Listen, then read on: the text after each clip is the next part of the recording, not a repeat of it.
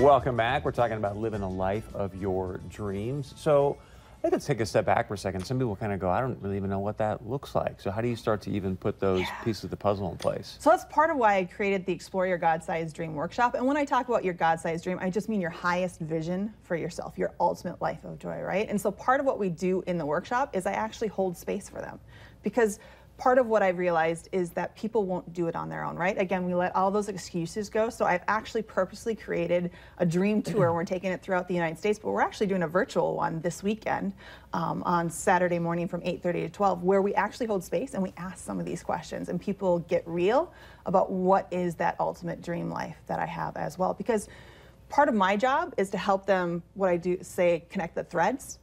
You know, we've got little bits and pieces, but one of my gifts is that I can see the connectedness going, okay, because you like to do this and this and this, here might be the ultimate dream life that you actually want, and having those aha moments with them as well.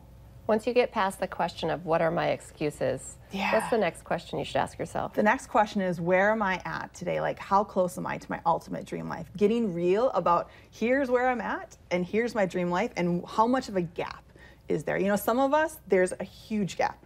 I completely have to do a 180 and turn around. Others, I just have to do a few tweaks. You know, I might be on the path, but I didn't know quite exactly what I wanted. So there's a couple of things that I have to do.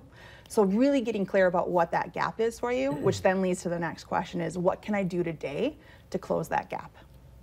Act now. So what can I do today? Right? Why does that made me nervous when you said that? I kind of sense that. Feel that? Like, oh, today. Yeah. And I even challenge people going, what can you do in the next 30 minutes? Wow. Right? Bringing it back to what's the action that I can do. I love the quote by, I think it's Francis Assisi, who says, start doing what's necessary, then do what's possible, and then you'll do the impossible, right? Because we think that our ultimate life is impossible.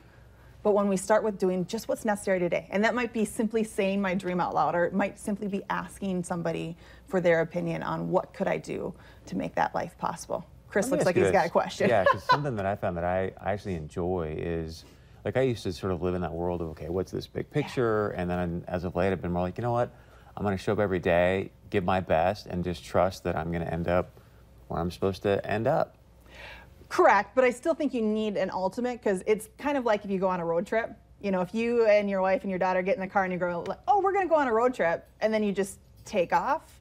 Well, there's 10 million options that you could do, right? And that gets to be overwhelming. So figuring out what the ultimate destination is, but then, yeah, you can journey off and just trust that today, what do I need to do? Or where do I need to adventure on that end? And so that's part of why we say, what do you need to do today? Because we don't ultimately know all the puzzle pieces, right? Exactly. That's what I'm saying. I think that gets in the way of people thinking, oh, I have to have it all figured out. And that's why I say, what can you do today? Like, what's the one thing, just one thing that you need to do today to step towards that ultimate life? Because yes, your little leaps of faith add up to your big leaps of faith as well.